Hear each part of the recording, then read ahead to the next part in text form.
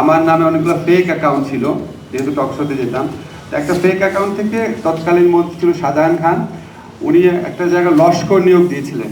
তো 90% নিজের জেলার থেকে দিয়েছিলেন, মার্শাল্লাহ।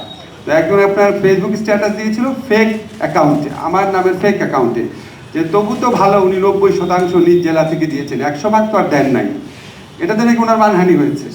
তো উনি টেলিভিশনে প্রকাশ্যে খালেদ মহিউদ্দিনের প্রোগ্রাম প্রকাশ্যে হুমকি দিলেন, আসিফ নজরুলের অ্যাকাউন্ট থেকে এটা হয়েছে, আমি দেখে দিব, প্রকাশ্যে বললেন। খালেদ তাকে বারবার বললো, আরো তো অনেকে লিখছে আপনাকে নিয়ে, মন্ত্রীরা পার্লামেন্টে হাসাহাসি করছে, ওই অ্যাকিউজ করছে, সেগুলি কি না উনি করবেনই মামলা। ওনার ভাগ্নেকে দিয়ে মামলা করা হলো ফেক অ্যাকাউন্ট, যেটা আমার অ্যাকাউন্টই না। ওনাকে মন্ত্রণালয়ে কোনো সাংবাদিক, জিল্লুর রহমান ছিল, রোজিনা ছিল, ফোন করে জানালো এটা কিন্তু ওনার অ্যাকাউন্ট না, এটা কনফার্ম এটা ফেক অ্যাকাউন্ট। যাই হোক, এই মামলাও খেয়েছিলাম।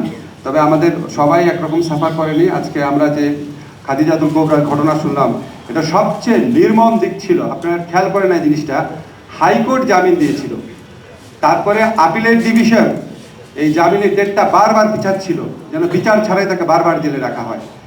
মানে একটা দেশের আপিল বিভাগ, এবং আমি পার্সোনাল কিছু অভিজ্ঞতা আছে। আমি ওখানে ব্যক্তিগতভাবে তখনকার অ্যাটর্নি জেনারেল ছিলেন, ওনাকে বলেছিলাম যে এটা কী করতেছে আপিলের ডিভিশন। উনি যেহেতু নাই, আমি ওনার অবর্তমানে উনি কী উত্তর দিয়েছে ওটা বলতে চাই না।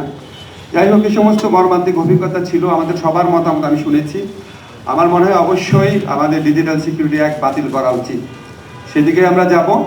ঠিক এই মুহূর্তে পুরাটা বাতিল করবো নাকি স্পিচ অফেন্স সব বাতিল করে দিব, সেটার ব্যাপারে আমি একটু, সাইবুম আছে, তারপর আমাদের মাহফুজুল হক সুপন আছে, তারা বিষয় বিশেষজ্ঞ, তারপর একদম আরও যদি কোনো বিষয় বিশেষজ্ঞ দেখে থেকে আমরা কথা বলে নিব। বাট আলটিমেটলি এটা বাতিল হবে।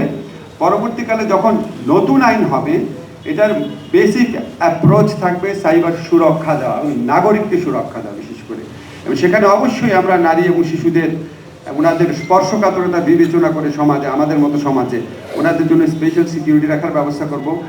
এআই রিলেটেড বা নতুন টেকনোলজি, এগুলো আমি সব কিছু বুঝি না, আমি মাহফুজুল হক সুপনের সাথে কথা বলবো, এগুলিকে কভার করার চেষ্টা করব। আর আমরা এরকম সেমিনার অব্যাহত রাখবো। আরেকটা জিনিস বলে রাখি আপনাদের, যে আমরা সাইবার সিকিউরিটি অ্যাক্ট বা এর আগে পূর্বসূরি যে মামলাগুলো ছিল সেগুলো আমরা সব প্রত্যাহারের উদ্যোগ নিয়েছি। কিন্তু আমাদের একটা ধারণা আছে কি, নাগরিক পরিসরে যে একটা আইন মন্ত্রণালয় বা স্বরাষ্ট্র মন্ত্রণালয় চাইলেই সব মামলা উদ্যোগ করে দিতে পারে একবারে। এটা সত্যি না, আপনারা প্লিজ একটু ভালো করে একটু মনে রেখেন।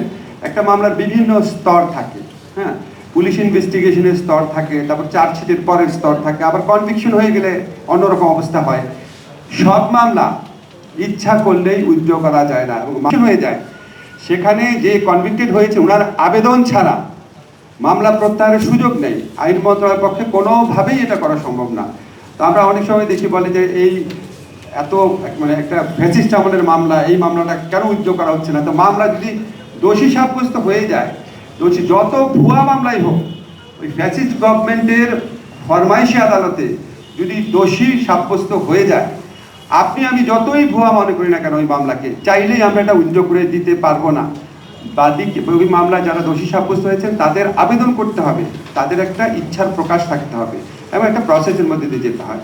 যাই হোক, আমরা ডিজিটাল সিকিউরিটি অ্যাক্টের ক্ষেত্রে এই প্রসেসগুলো ফলো করার চেষ্টা করব। আমাদের গুড ইন্টেনশন আছে, আমাদের মধ্যে সবার মধ্যে ঐক্য আছে, আমরা জানি কি করতে হবে, কিভাবে করতে হবে, সেটা নিয়ে আমাদের আরেকটু আলোচনার প্রয়োজন আছে। বাট আপনাদেরকে কথা দিতে পারি, আমরা পর্যায়ক্রমে সকল ধরনের কালাকানুন থেকে বাংলাদেশকে মুক্ত করব। আজকে ছাত্র জনতার বিপ্লবের মাধ্যমে যেই বাংলাদেশ গঠিত হয়েছে, বৈষম্যহীন শোষণহীন বাংলাদেশের স্বপ্ন নিয়ে, রাষ্ট্র সংস্কারের স্বপ্ন নিয়ে, আমাদের আইন সংস্কারের মধ্যে তার প্রতিফলন ইনশাআল্লাহ আপনারা পাবেন। ধন্যবাদ সবাই।